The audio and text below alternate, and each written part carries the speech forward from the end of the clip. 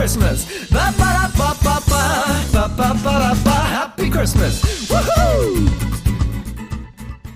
Greetings, holiday shoppers. It is now only 143 shopping days until Christmas Day, and I believe you know what that means. That means it's time for another episode of Christmas Creeps, your one-stop shop for holiday movies and TV shows all year round.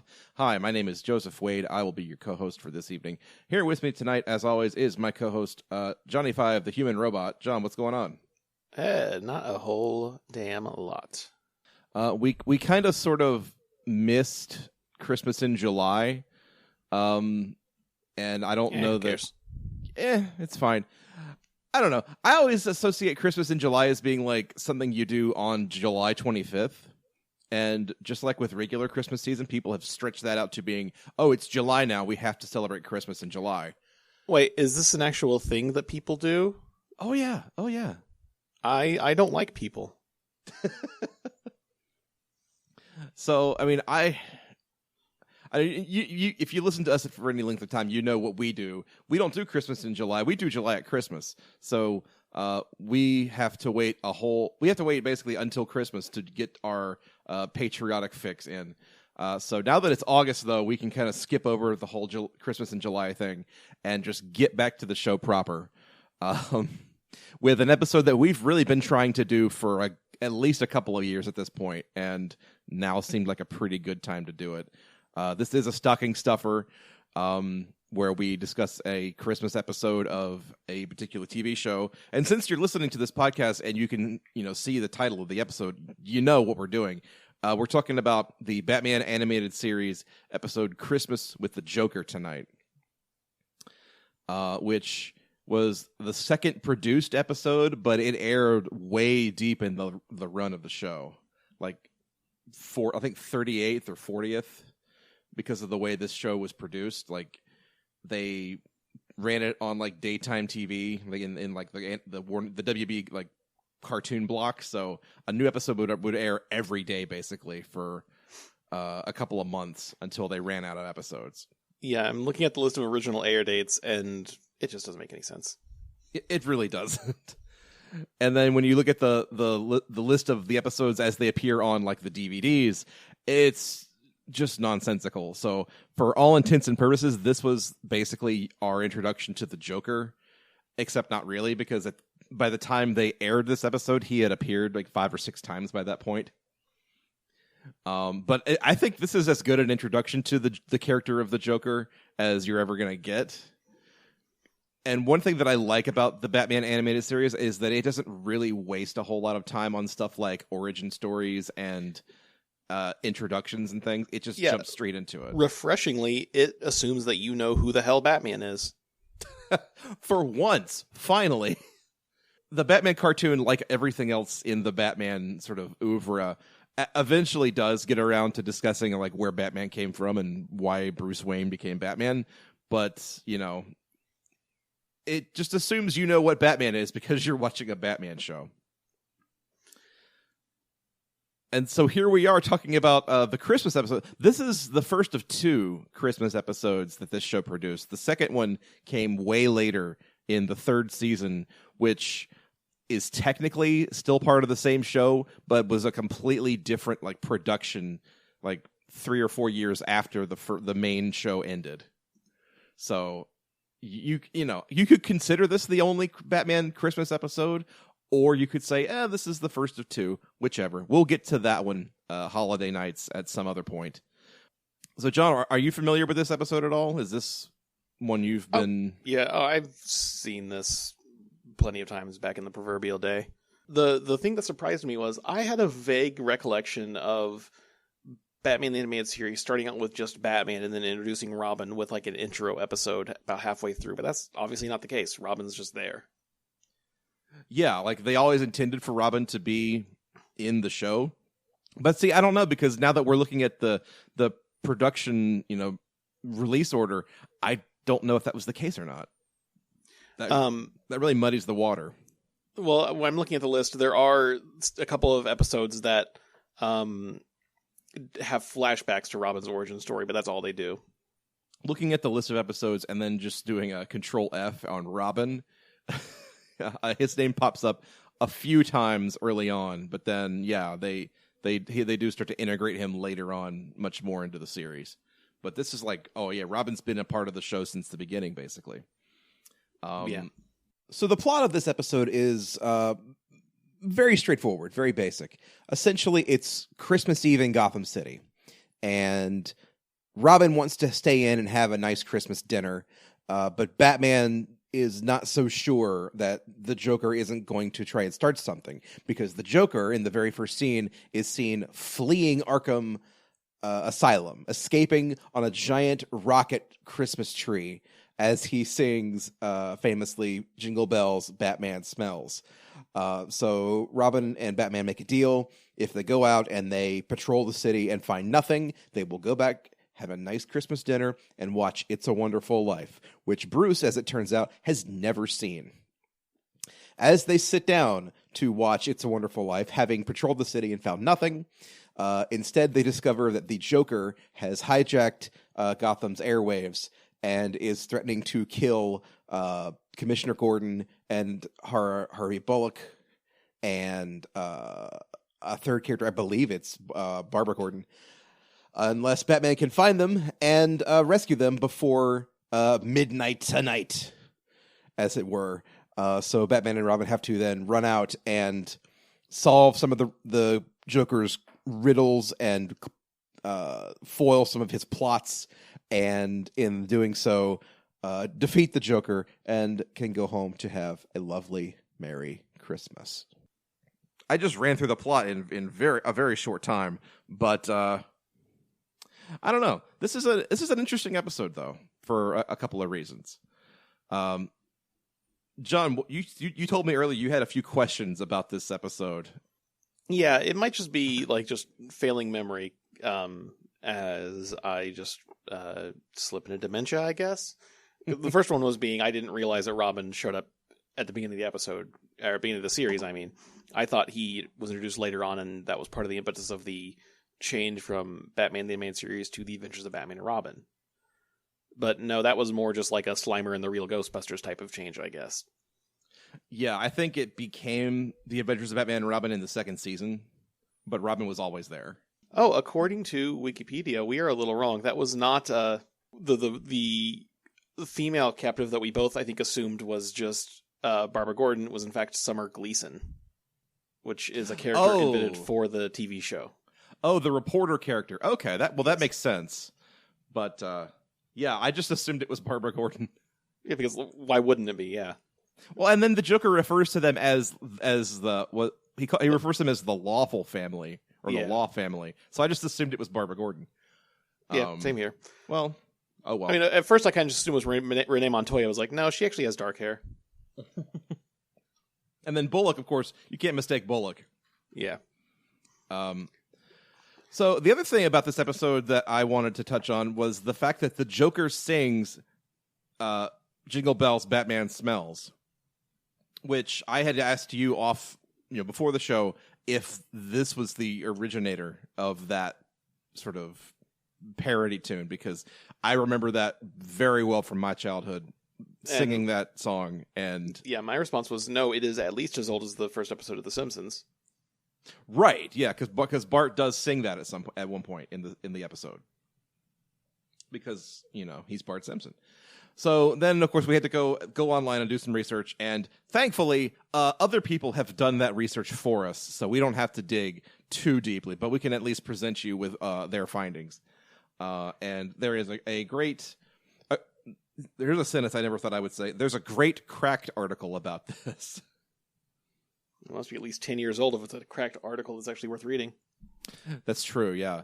But I think it's from Robert Evans, who did his due diligence and actually went and did some light research.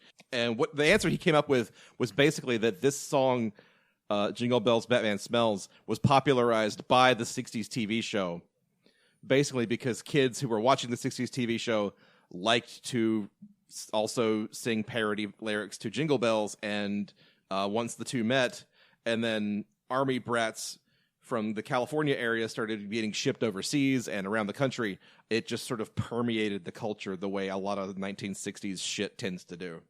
On that note, I wonder if Army Brats mingling around the country is what made the cool S spread as well. That's entirely possible. The cool S I always associated with like the logo of a local college, and I never thought that was anything more than a local thing until I found out that kids across the country also did that. Yeah, a lot of people claim it's like an old logo for like a skateboarding / clothing company called Stussy, but it's not quite the same. But it seems to come from that same general like Dogtown type culture, though. So California Army Brats could easily be the explanation for it. California Army Brats are apparently the answer to a lot of the 60s cultural problems and or questions. Including Batman, as it turns out. So that answers that, because like I remember as a kid hearing this song on this show and it blowing my mind, because like, oh man, I remember hearing kids sing this, of course, and then all of a sudden here it is on a TV show. So either the people who made the TV show heard kids singing that, I would think, or they made it up and kids copied it. I didn't know the difference. So I'm glad that we now at least know kind of where it comes from. And apparently the answer is the 60s. Yeah, like so much probably one of the writers remembering it from his childhood. Exactly. Yeah. Like so much of the crap from the 60s that's still around, Jingle Bells, Batman Smells will never go away. So the other part of this episode, I guess, that is worth discussing is Batman's relationship with It's a Wonderful Life. Why does Batman sound like Hulk Hogan? Maybe it's just because we just watched these two things sequentially, but all I could hear in Batman's voice was the voice Hulk Hogan's doing in Santa with Muscles. Like Hulk Hogan's regular human voice. Yeah. I mean, I guess Terry Bollea and Kevin Conroy have similar intonations, I guess. I don't know. I think it's one of those like early season like voice. Pretty much every animated series has it. The early seasons, the voice sounds really weird. Like the early season of The Simpsons, where Castellano is basically doing a Walter Matthau voice for Homer before he settles into the groove. And how Tommy Pickles sounds absolutely terrible during the first couple episodes of Rugrats. And even here, the Mark Hamill Joker doesn't quite sound like the Mark Hamill Joker yet. Yeah. Like it took him a little while to get into that groove, but once he did it, like it's unmistakable. Yeah, I do have to give the animated series, this show's a lot better than it really has any right to be. Like, I remember before rewatching it, thinking like, oh yeah, that show is actually like pretty good for a show, not just pretty good for a cartoon. And in retrospect, it's pretty good for a cartoon. I'll say that. It's not as like, Jesus, this is some just absolute kid crap, as a lot of cartoons are watching in retrospect. It's not quite... It's not quite deep. It's not quite deep television either. Yeah, it's good for a cartoon, I guess is the way to put it. Oh yeah, like it takes like the Batman mythos or whatever seriously enough while still having fun with it. I do really like the version of the Joker the animated series presents is probably my favorite version of the Joker, because he rides that line between like he's just a very like clownish, silly psychopath, rather than just being, just like, it's a guy who shouts a lot of puns, like in the 66 series, which obviously that was meant to be a joke, versus like just a literal rapist like he is in most of the gritty, dark, like, what's the 300 dude's name? The bullshit he makes? Yeah, that dude. Yeah. Yeah, this is also like, I think this version of Batman is kind of the one that I prefer as well, just because it's, like you said, it takes it seriously enough, but it also is also jokey and lighthearted enough to not get so dour and depressing and realistic the way that like the Nolan Batmans became. Yeah. Because like in this is like the second episode of the series, and you're getting Batman and Robin going up against giant toy soldiers and weird Joker mannequins that shoot machine guns out of their fingers, and it's just weird cartoony stuff that you just cannot do in a live action movie, or you can try and you will fail. Joel Schumacher found that out pretty well, but I think this kind of finds that right blend of like comic booky weirdness with like real sort of detective noir kind of a feel, especially with the way they produce the show. They famously, I know, used like black construction paper to do a lot of this animation, which kind of brings out the highlights in the shadows of all of the stuff that they do, and it makes it just seem that much more, I guess. Saying darker is obvious, but it makes it seem that much more, I guess, real. It lends the show a little bit of a reality where otherwise it wouldn't be. But yeah, there was some craft put into the show that really didn't need to be for a children's afternoon TV show. Yeah, and I think the best thing that this show ever did was, the best thing that this show produced was just the fact that this show ran long enough that they've spun it off into other shows. Like the Superman cartoon is arguably just as good. I never really watched much of the Justice League cartoons that came after, but supposedly those are just as good. Batman Beyond is a lot of fun too. So this, like, the whole world that they built out of just this one show is very, very impressive. And it kind of bums me out that there's only 2 Christmas episodes worth talking about. Yeah.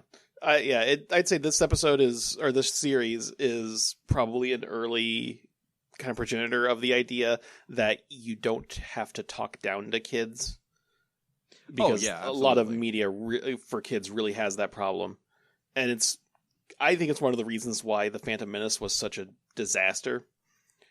Mm-hmm. Is because Lucas, having no creative oversight on him, was just like, oh yeah, no, we'll put in some crap for the kids. It's like, no, the kids like Star Wars. They don't need Star Wars for kids. Exactly. Star Wars is already for kids. Yeah, like I think this is probably rehashing a point Red Letter Media made, but like kids wanted to pretend to be Han Solo and Luke Skywalker. They didn't want to pretend to be a kid who hangs around with Han Solo and Luke Skywalker.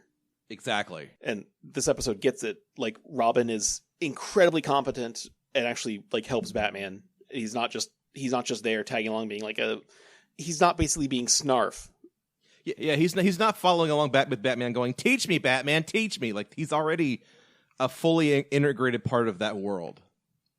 And it matters, and enough to the point where I know later in the series they spun him off into Nightwing, and they brought in a second Robin, Tim Drake, I think.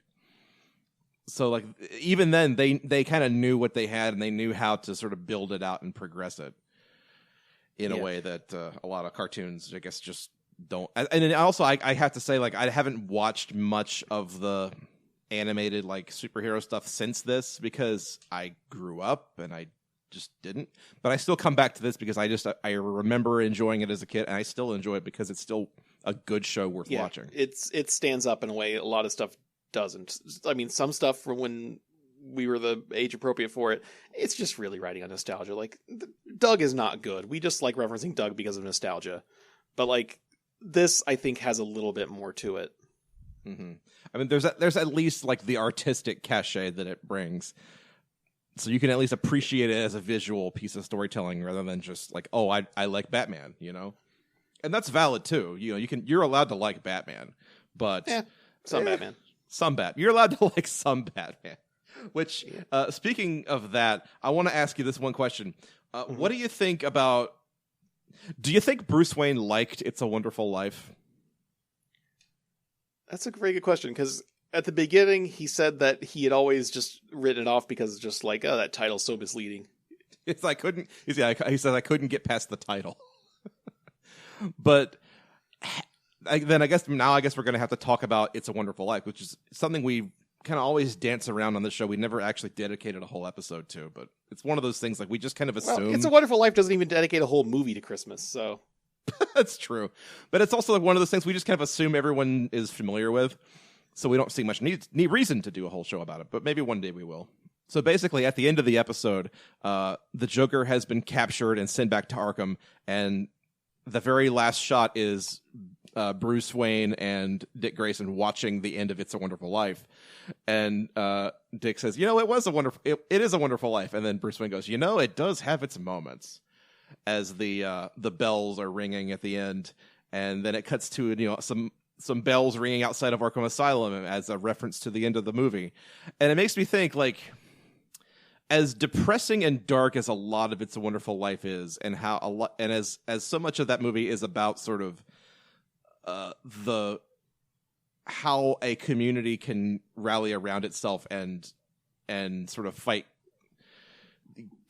the more capitalist urges of America. Do you think Bruce Wayne is a Mr. Potter fan? Basically, is what I'm asking.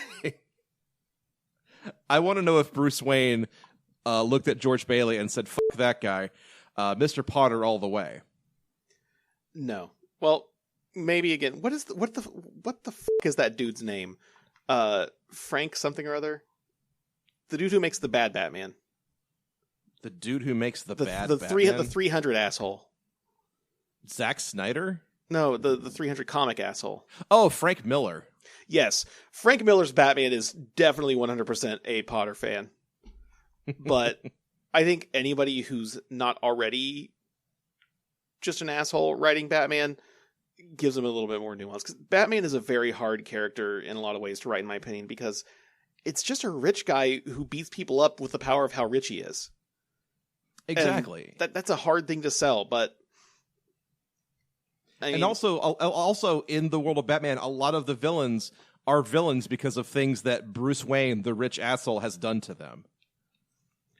And a lot of those characters are just kind of not symptoms, but reactions to things that they're the wealthy class in Gotham has already been doing. Yeah, they're the effect where the cause is Gotham's upper class. Yeah, exactly. Yeah. So when you've got Bruce Wayne, who is painted as the billionaire playboy who is extremely selfish and does quote unquote nothing for Gotham City. I don't know. This is a tough. Obviously, you look at a character like Mr. Potter in It's a Wonderful Life, and you cannot help but hate this man because he's just so outwardly hateful. But there's something about him and there's something about Bruce Wayne that I feel like they would be at some point on the same page. And if George Bailey were a character in a Batman cartoon, he would be an extremely silly villain with his pockets turned out. I don't know. Maybe I'm just making all this up. He's the ventriloquist? Yeah, he's the ventriloquist. I mean, yeah. I mean, he's already doing a goofy voice just by the fact that he's Jimmy Stewart, so... It's true. I was running through all of the Franks I could think about. I was like, Frank Welker? No, it's not Frank Welker. Frank White? No, Frank White played for the Royals. I just couldn't think of which Frank was the asshole who made the bad Batman. Yeah, it's Frank Miller. Frank Miller, who has grown and turned into a walking Batman goon. Like, if you've seen pictures of him lately, he just like dresses all in black and he looks like he's melting. That's the Frank Miller I know. Oh dear God! I don't want to look. Yeah, don't look. I'll say this. One of my favorite pictures on the entire internet. I think it's from the release, like the red carpet release of Sin City 2 or one of those movies, where it's like it's Mickey Rourke and Danny Trejo, and they're smiling like assholes because, hey, they're big Hollywood stars at a movie premiere. And then right next to them is Frank Miller, who looks like A, he's melting, and B, he'd rather be literally anywhere else. It's my favorite picture on the entire internet. Oh boy. But whatever. So yeah, maybe I'm off base, comparing Bruce Wayne to Mr. Potter. But if you've got an opinion about that, you can add us at Christmas Creeps on Twitter and tell me all about it. I welcome it, actually. Yeah, I would say when Batman's written well, which is not as often as it should be, Bruce Wayne is pretty much just like a well-intentioned but airheaded rich idiot, pretty much. Mm-hmm. he knows enough to throw all his money at charitable causes, but other than Right. that, he's just kind of a vacant pretty boy, which is a pretty good cover, to be honest. And it's a pretty good cover until it's not a cover anymore, you know? And I feel like the Bruce Wayne that's in this series is at least not necessarily as vacant as he has been portrayed. Like at least you can tell he's putting on a show here. Like I think the way Bruce Wayne was portrayed in Batman Begins was pretty good. Mm-hmm. Where Christian Bale kind of is playing up the doofy billionaire, trust fund kid thing, and then behind the scenes he's actually like very self-conscious about himself. Yeah. But yeah, because like you said, that's the perfect cover. Like nobody would suspect that guy of being a superhero. Yeah, it's just too bad the Dark Knight was just like, actually, fascism is pretty good. Mm-hmm. So, I guess the last thing I have to ask is, how would we rate this episode of Batman the Animated Series? Is this a good Christmas episode? Would you put this on at a Christmas party? If it was the type of thing where I was already showing a bunch of Christmas cartoons, it would fit right into the mix, no problem. Yeah, me too. And I like that it still takes the time to be a silly Batman cartoon. Like, one of my favorite moments in this episode is when Batman and Robin finally catch up to the Joker, and the Joker just hands Batman a gift, and you think it's going to be a bomb or something, and it's just a pie in the face, and the Joker cannot stop himself from laughing at it just because. This is little stuff like that. At the end of the day, the Joker's favorite thing is to piss off Batman. Exactly. Not even really to hurt him. It's just that hurting him and hurting others around him is a good way to piss him off. Yeah, it's just that humiliating Batman is fun, and on that, the Joker and I have to agree. Oh boy, yeah, I would put this on, at a Christmas party as well. It's light enough and it's goofy enough, but also it's Batman. Come on. So. I do like trying to piece together how Gotham City is structured from like different Batman things, because apparently at 3rd and Main, there's just an abandoned toy factory in Gotham City. Oh, Laughco? Yeah, he's like 3rd and Main downtown. And also like that's the last place they think to look for the Joker. Like how is that not the Joker's secret hideout? Yeah, it's a giant factory with a Joker face on it. Give me a break, Batman. Yeah, it's like, well, we checked the clown college and we checked the abandoned amusement park. Let's check the abandoned clown factory. Whoa, who knew? Isn't there another episode where Joker is posted up in an abandoned amusement park? Yeah, that's Mask of the Phantasm. Because I'm remembering the Adventures of Batman and Robin SNES game, where the first level is this episode, but at an amusement park as well. Because you go from fighting the Nutcrackers to then you're on a roller coaster. I remember that. Yeah. But I'm pretty sure the amusement park stuff is from the animated series movie, Mask of the Phantasm. Yeah, I've beaten that entire game except for level 2. It's actually kind of insane. Because one time when I rented it, someone put the code for level 3 in it, and I couldn't beat like the end of level 2 where you fight Poison Ivy's giant plant. Mm-hmm. I couldn't do that. But then when I skipped to level 3, I beat the game after that. It was just level 2 I wasn't able to beat. I have never actually played that game because it's become extremely expensive for some reason. That's why you just go on the internet and download it. I guess so. Since we're talking about video game chat, I do want to say that the Batman Arkham series, I think probably because it specifically decided that their starting point was going to be the animated series, I think that might be why it actually worked, in my opinion. That's a good that's a good point. Because like you get a lot of the voice cast coming back, like Kevin Conroy and Mark Hamill and at least those two. I know Tara Strong. Tara Strong's not the Harley Quinn in that one, is she? It's Arlene Sorkin. Arlene Sorkin. Yeah, duh. Okay, I'm thinking of somebody else. But yeah, they got most of the major, if not all of the major ones back for the voices. Right. Right. And again, they kind of found that nice little balance of seriousness with reality, with Batman nonsense. Because it's hard to like unbullshit Batman, to be honest. Because there are characters with names like Humphrey Dumpler and Edward Nygma. Yeah, and there's only so much you can do. And I think the all of that stems from, I think, like the two Tim Burton Batman movies are a kind of a good blueprint for all of that, because they take it seriously enough, but there's just enough jokey stuff in it to give it that comic edge. But then, like, you know, the later parts of Batman Returns really start to kind of turn that around and just go full on into Tim Burton's crazy train. But for the most part, like, that's kind of the blueprint for everything that happened after, like the animated series, the Arkham games, etc. And I don't know if we're ever going to get back to that, because, you know, Joel Schumacher poisoned the well once, and then Christopher Nolan arguably poisoned that well again, and then Zack Snyder did it a third time. So it's grimdark Batman's all the way down from this point. Yeah, it's like Schumacher poisoned the well. Nolan was just kind of like, this well looks like a toilet to me, and then Snyder upper decked said, well, toilet.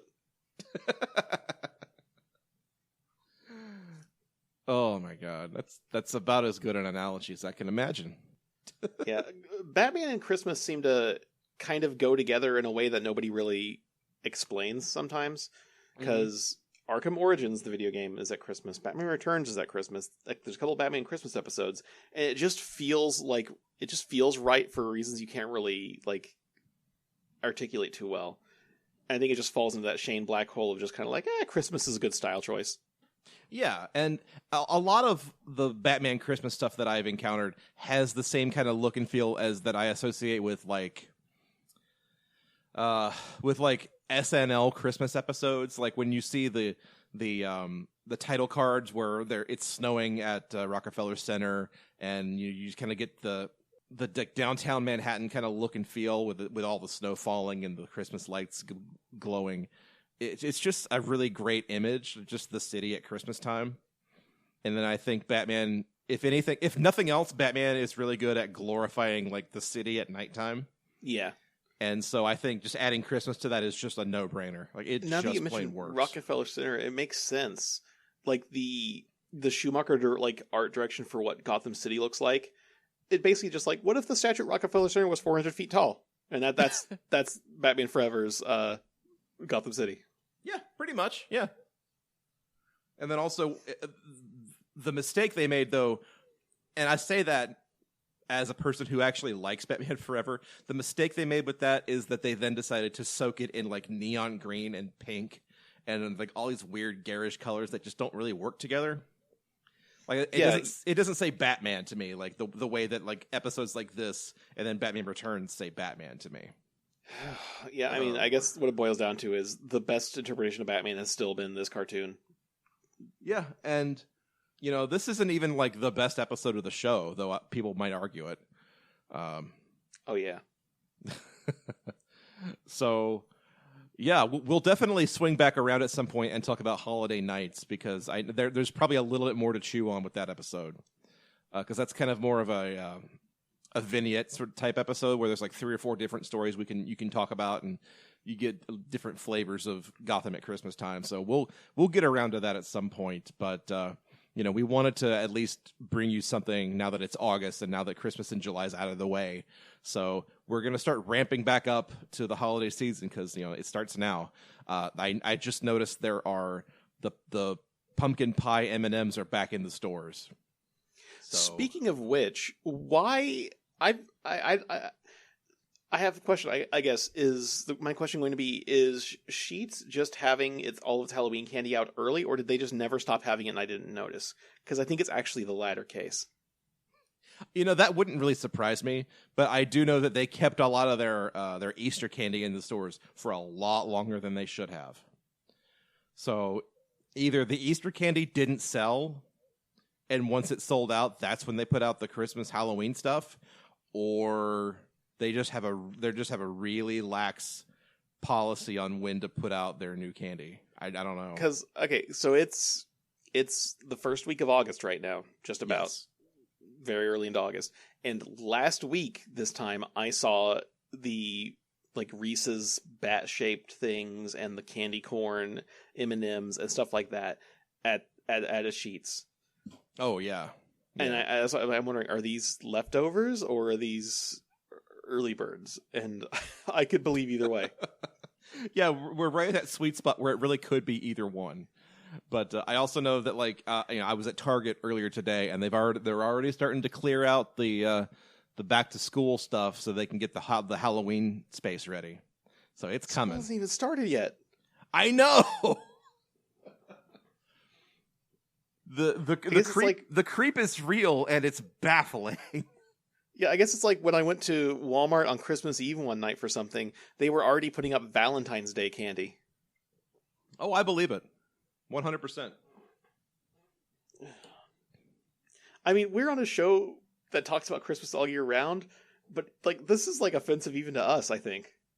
Yeah, I mean, we've been doing this for like 5 years at this point. This is like our 5th year of doing this, and every year when we get to this point in the year, August and September, the cry of "it's too early" is always the same, and it's like, nobody cares. Everybody just keeps going crazy with it, and I feel like at some point we're going to start seeing Halloween shit butt up against the 4th of July.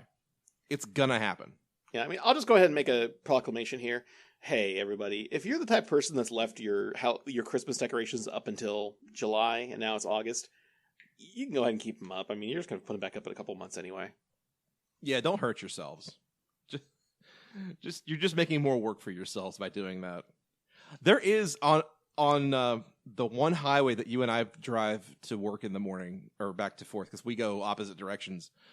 There is a Christmas tree that has been sitting on the side of the road for at least a month. And I keep looking at it as I'm going to work and thinking, that's a bad omen, isn't it? When it showed up in, the beginning of July and it's still there, that's bad news. It's an omen for something, I'll give it that. It's an omen for something, yeah. It makes me extremely uncomfortable because like I feel like it's targeting me directly. Someone's trying to curse me, and I don't appreciate it. But yeah, so it's August now. We've definitely got plans for the upcoming Halloween season, and I feel like we're gonna need to get Brad in the horror mood here shortly, which is gonna take some real doing. It's gonna take some real doing to get Brad on a podcast. Yeah, ain't that the truth? But yeah, so if you have any questions or comments or want to recommend TV episodes for us to cover on this show, you can send those to us at Christmas Creeps on Twitter or email them to us at xmascreeps@gmail.com. If you enjoyed this episode or any of our past episodes, please be so kind as to leave us a rating and a star review on things like Apple Podcasts, formerly iTunes, or Stitcher, or what else are we on? Google Play, or wherever you get your podcasts. Leave us a star rating and review. Let people know that we are a show worth listening to and that you recommend as we ramp up for holiday season 2019. So that's gonna be about it for Christmas Creeps this week. We had some fun for twice as long as this episode went on for. yes, we did. Oh well, but.